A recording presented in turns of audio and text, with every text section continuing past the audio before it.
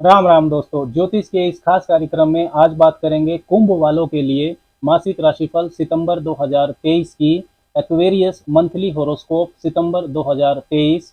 ये वीडियो आप एक्वेरियस लगन से भी देख सकते हैं यदि आपका लगन कुंभ है, और यदि आपकी चंद्र राशि कुंभ है तो भी ये वीडियो आपके बहुत काम का है। सितंबर के महीने में घरों की स्थितियां क्या कुछ आपके लिए लेकर आ रही है, जीवन के जो विभिन्न क्षेत्र हैं, शिक्षा, स्वास्थ्य, नौकरी, व्यापार, भाग्य का पक्ष, वैवाहिक स्थिति, ये सब कैसा रहने वाला है, इसकी विस्तार से चर्चा इस वीडियो में रहेगी।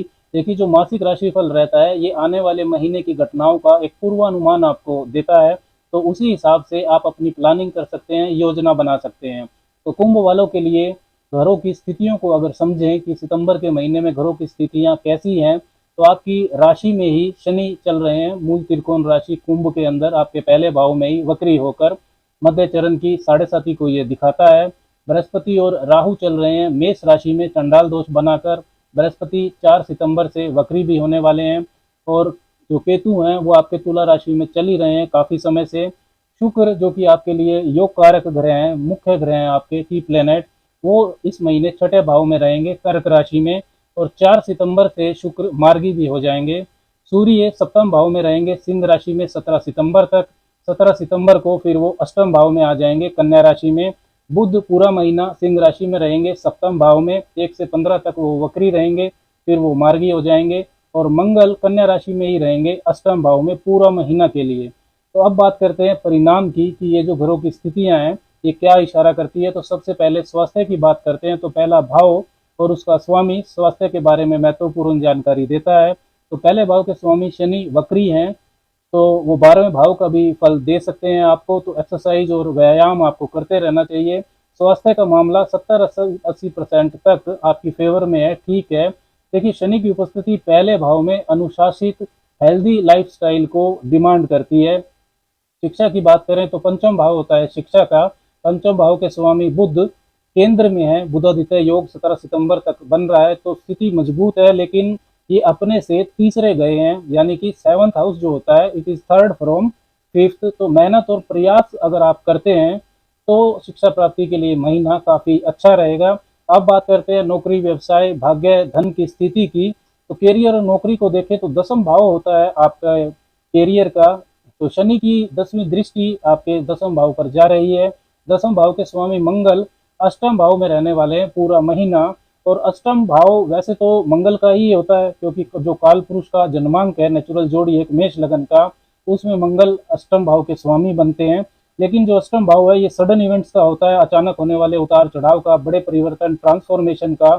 गुप्त चीजें, गुप्त धन, गुप्त रिश्ते, गुप्त विद्या, गुप्त ज्ञान, ये सब भी अष्टम भाव से देखा जाता है।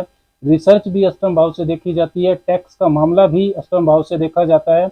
इलाज से आपके संबंध, जॉइंट एसेट, जीवन साथी का धन, ये सब भी अष्टम भाव से ही देखा जाता है। 10th भाव के स्वामी का अष्टम भाव में जाना ये बताता है कि आपकी नौकरी, आपके काम में उतार चढ़ाव रहेगा, परिवर्तन का ख्याल आपको आएगा, काम से असंतुष्टि रहेगी, वर्क प्लेस पर कॉन्स्पिरेसी, साजिश का शिकार आप हो सकते हैं। मंगल की दृष्टि दूसरे भाव वाणी भाव पर, और 8वीं दृष्टि कम्युनिकेशन के भाव, कम्युनिकेशन स्किल्स के भाव तीसरे भाव पर रहेगी। तो वाणी में, आपके कम्युनिकेशन में कटुता हो सकती है, व्यवहार आपका खराब हो सकता है। नौकरी, वर्क प्लेस पर काफ़ी सावधान रहने की ज़रूरत सितंबर के महीने में रहने वाली है। सीनियर्स और आपके जो कोवर्कर्स हैं, साथ काम करने वाले, उनके साथ आपके संबंध खराब हो सकते हैं। देखिए, astrology is the science of information. जानकारी है तो आप ध्यान रख सकते हैं। अपने काम को प्रेजेंट करने से पहले डबल चेक आप कर सकते हैं, यही ज्योतिष का फायदा भी है। मंगल की जो चौथी दृष्टि है, मित्र दृष्टि, वो आपके लाभ भाव पर जाएगी, अष्टम भाव से 11वें भाव पर।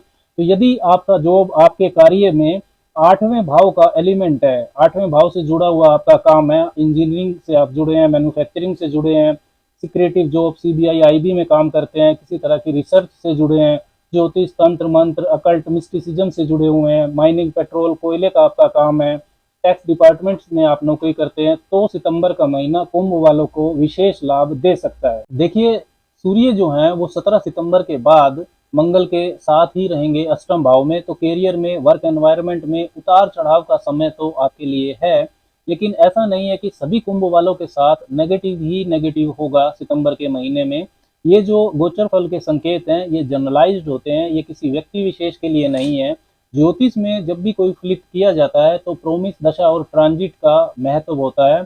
प्रोमिस मतलब योग, और बी फॉर दशा और टी फॉर ट्रांजिट यानी कि गोचर। आपकी कुंडली में जो योग बन रहे हैं उस योग को बनाने वाले घरों की दशा जब गोचर के संकेत से सिंक्रोनाइज होती है, मैच होती है, तभी कोई घटना घटती है।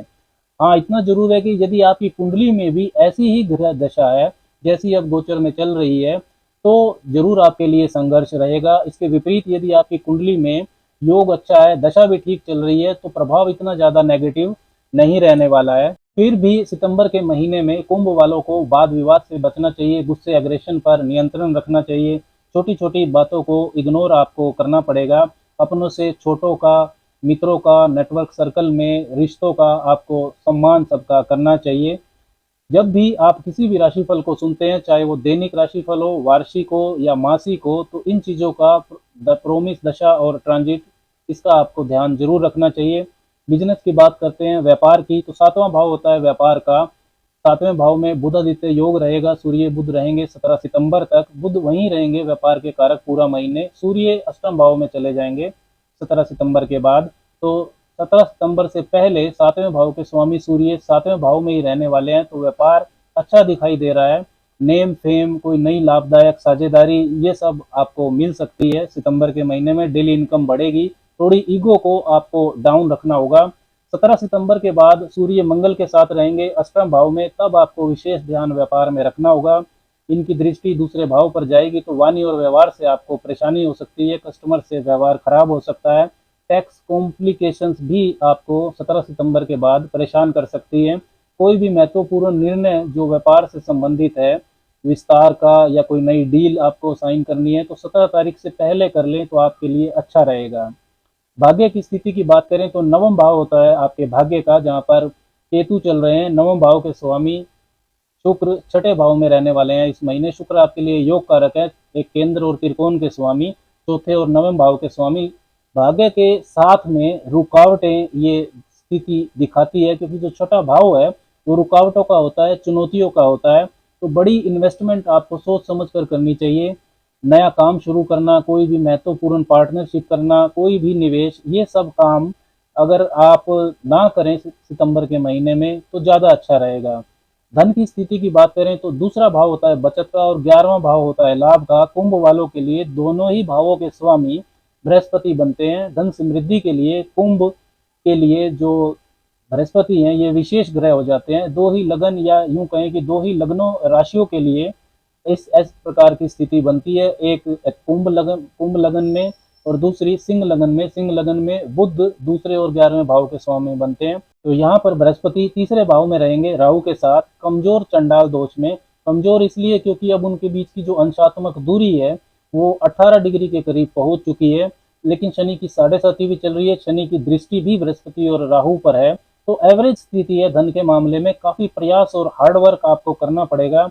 अपनी संवाद शैली पर, कम्युनिकेशन स्किल्स पर, अपने डॉक्यूमेंटेशन पर आपको ध्यान देना होगा कि उसमें कोई गलती ना हो जाए।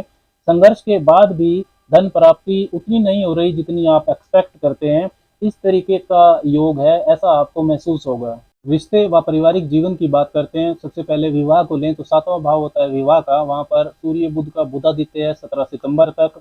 और सातवें भाव के जो स्वामी है सूर्य, वो सातवें भाव में ही रहेंगे 17 सितंबर तक। तो 17 सितंबर तक वैवाहिक जीवन अच्छा है, ईगो को अपनी कम रखें।